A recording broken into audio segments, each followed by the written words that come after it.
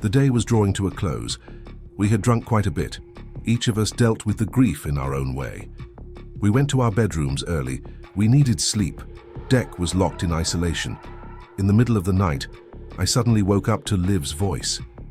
Honestly, I wasn't even surprised, and there was no fear either. I didn't even immediately realize that we had buried her in the morning. Her voice was as cheerful, clear, and flirtatious as ever. Hey honey, wake up. I told you I wouldn't leave you. I have some cool information for you. I haven't fully figured everything out yet, but I hope soon I can help you all get out of this place. Hundreds of portals open daily in the cornfield surrounding you. Some of them stable, some random. I need to gain the trust of the local dead, who haven't accepted me yet, because thank God I'll never become one of them and wander around like they do aimlessly. By the way, convey my huge gratitude to the doctor and Georgie for what they did. In 3 days, I will pass into a better world thanks to them, but I will lose contact with you then, so we don't have much time. In her last words, there was sadness and a sense of urgency. Liv, darling. My lips trembled involuntarily, squeezing a whisper into the dead air of the bedroom. A sharp chill ran down my spine, as if someone had run a blade across my skin. Am I going crazy? My mind clung to explanations. Fatigue, alcohol, a broken psyche. But her voice sounded too clear. Liv, how are you? How is it possible that I can hear you? Honey, I understand you're shocked, but believe me, I'm not a ghost, not a hallucination. I can't talk for long. Tomorrow Dec will join me. Together we'll figure everything out faster. I wanted to interrupt, to shout, but my tongue stuck to the roof of my mouth. It's not your fault in anything, remember that. A pause, then a whisper that made my chest ache. I love you, always. Silence fell suddenly. Tomorrow, I repeated dully to myself. She'll be back tomorrow. Sleep was gone. I checked the time on my phone. 4:30 a.m., the time when the living are not yet awake, and the dead have already stopped dreaming. I was desperately thirsty, as if I had swallowed dust from the bunker's ventilation. I went to the kitchen and found Georgie there. His body slumped over the table, his hand propping up his head, the pose of a drunk or a dead man. A sad Bulgarian song flowed from his phone. An empty bottle of rakia stood before him. I carefully approached the refrigerator, trying not to wake him, but I heard a hoarse, "Hi Lem, how are you?" These few words constituted almost his entire English arsenal. Taking a can of cola, I turned around. "Everything's fine, Georgie. How about you?" He looked embarrassed at the almost empty bottle and spread his hands, a gesture full of silent apology. I understood his grief. Today he had lost a friend, a colleague, almost family, 22 years side by side with Dimitar. Georgie had come on this mission as a 30-year-old scientist, just starting his family life. His son was 2 then. All these years, he could only watch his boy grow up through a screen. Now he was 24, and like his father, he had become a biologist. I sat down on a chair next to him. Georgie asked something in Bulgarian, pointing to the bottle, offering to share the remains of the rakia with him. I shook my head and began to tell him about Liv, about how she had come, what she had said. He listened, looking intently into my eyes, nodding occasionally. Of course, he didn't understand my words, but he heard the name Liv, and a sad smile lit up his face. We sat like that for an hour, 2 strangers in a bunker underground. He spoke in his language, I in mine. Words separated us, but something greater connected us, this strange bitter closeness of those who had lost the most precious thing. And in this silent understanding, there was no need for a translator. Soon, Nicola woke up. Seeing Georgie and me in the kitchen at this early hour, his face clouded over. "Didn't you sleep at all?" he asked with concern in his voice. We explained the situation. I told him about the nighttime encounter with Liv and asked for his opinion. Nicola thought for a moment, then said slowly, "This hasn't happened in our experience. But considering that Liv was your girlfriend and you shared real feelings, yes, it's possible. Honestly, I'm not even surprised." He suggested waiting until the next night to hear what Liv had managed to find out about getting out of this place. The thought that Dec would have to leave today squeezed our hearts again. But we were ready for it.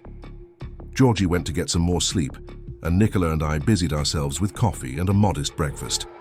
When Finn and Dec appeared, We shared the latest news with them. Deck told us that besides the dead, Liv had also appeared to him.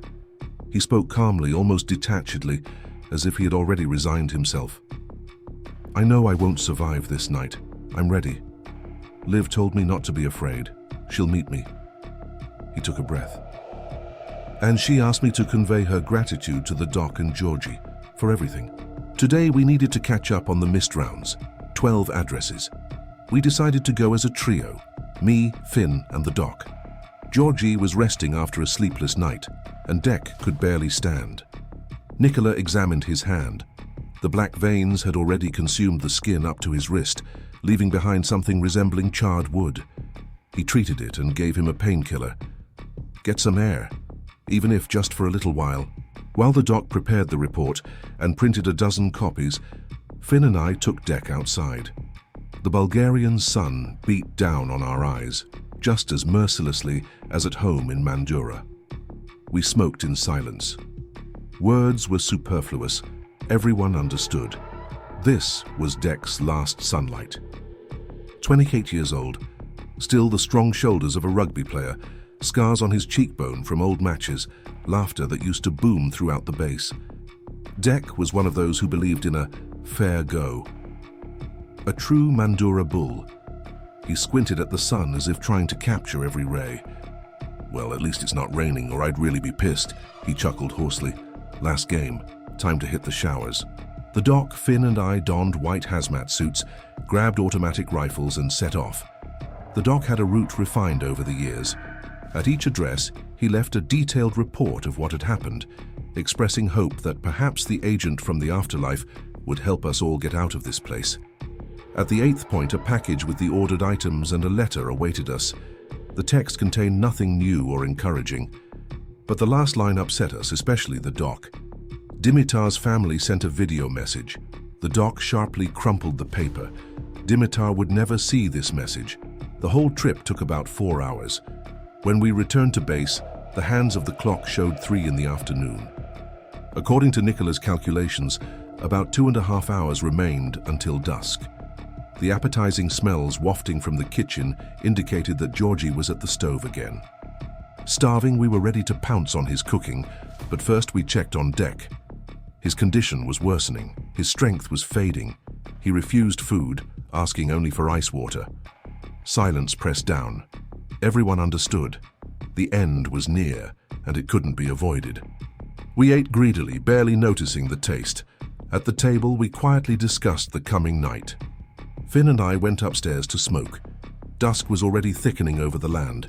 Deck's time had come, it was time to say goodbye. With heavy hearts, we returned to him. Fever flushed his skin, but his mind remained clear.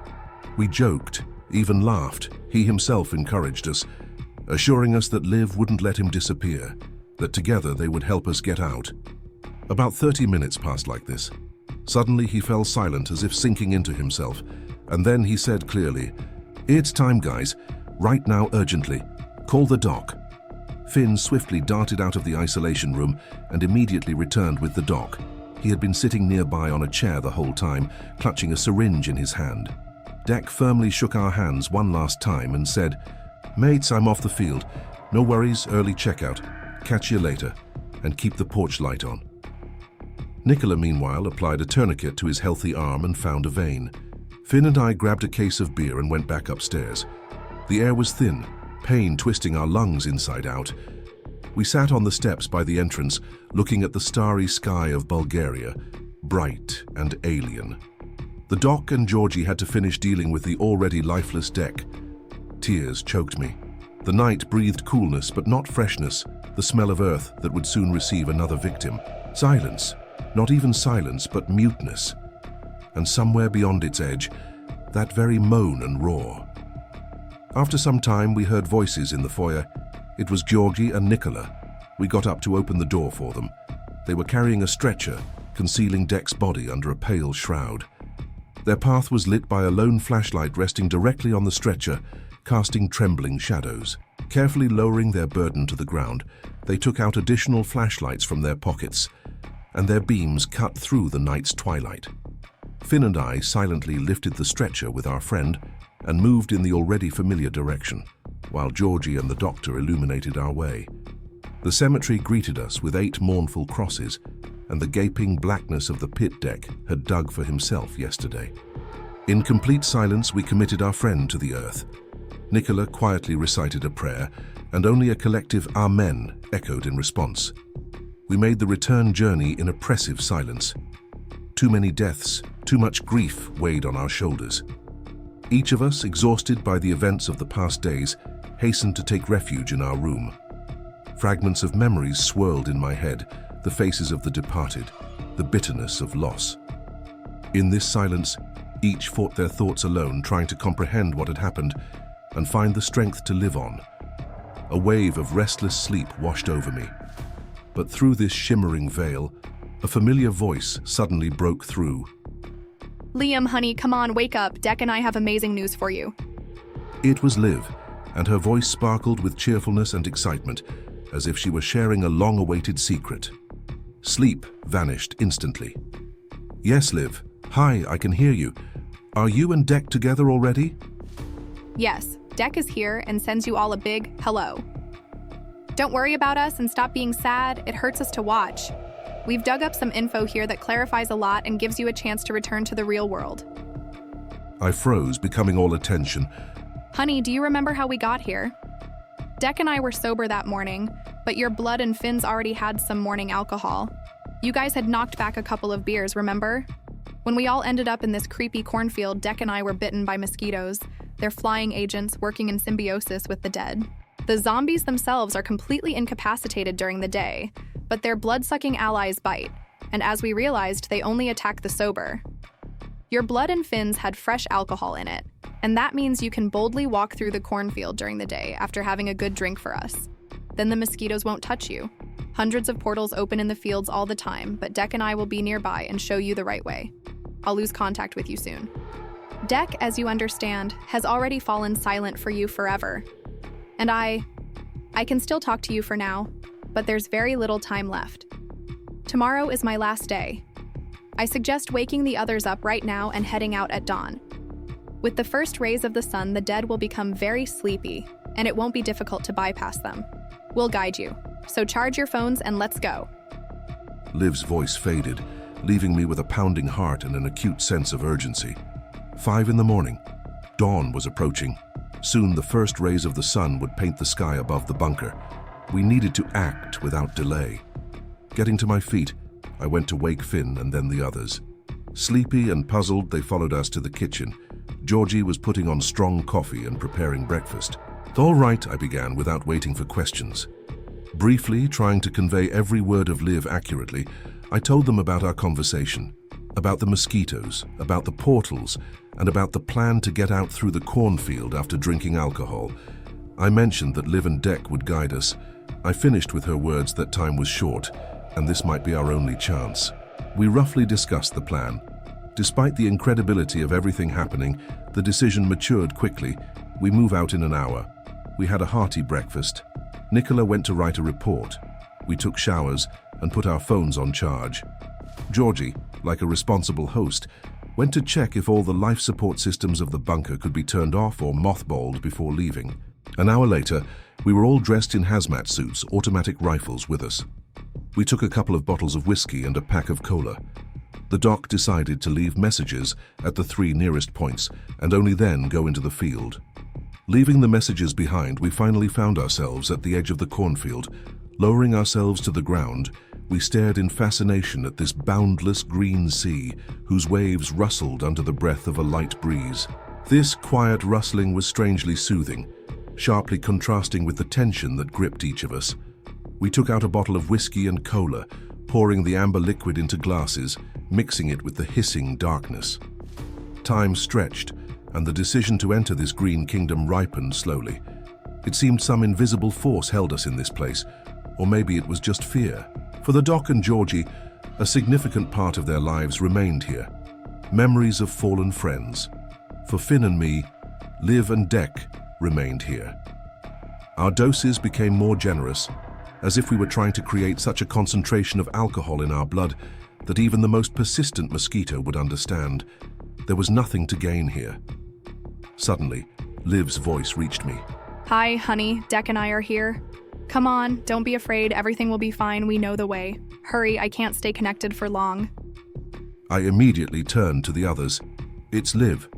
She says that she and Deck are waiting for us and know the way. We need to go, and according to her, there's nothing to worry about. We got to our feet, and casting one last glance at our surroundings, stepped into the dense green of the cornfield.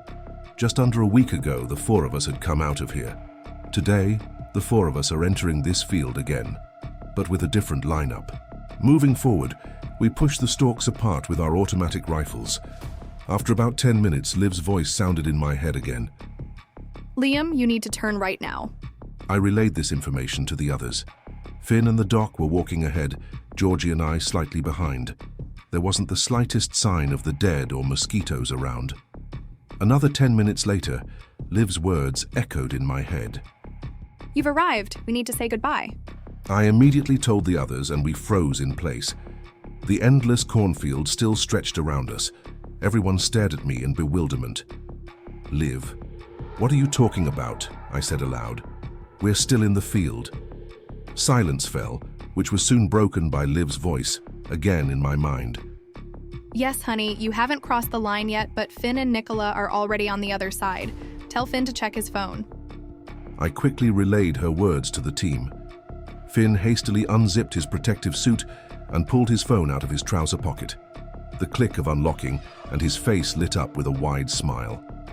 He jumped up and down and yelled at the top of his lungs, "Hooray!" We all instantly understood the meaning of this exclamation and started jumping for joy too. Georgie rushed to hug Nicola, but Liv's voice stopped me. Finn, stop. A couple more steps and you won't hear me anymore. You'll be beyond. I stopped sharply. My friends, still hugging, noticed my stillness and stared at me in surprise. Goodbye, Liam. Liv's voice sounded in my head, filled with warmth. I'm so glad I could help you. Deck sends you all a big hello. Don't be sad about us. Tonight we're going to a better place. Goodbye, my love. Tears involuntarily rolled down my cheeks. My friends looked at me, and in their eyes I read the understanding that I was now saying goodbye to Liv forever. I turned away and whispered, "Goodbye, my love." Everything went silent. I turned back to my companions and took 2 steps towards them. They enveloped me in a warm embrace, and we stood there silently for a minute. We took off our white hazmat suits and threw them back from where we had come. The automatic rifles flew in the same direction. Then Finn climbed onto my shoulders and looked around. Suddenly, he shouted like a child, pointing to the side, "Liam, your car, I see it!" Like madmen, we sprinted in the direction Finn was pointing. After a few swift meters, we burst onto a road. My white Land Cruiser was parked on the side. 2 kangaroos were dozing leisurely nearby.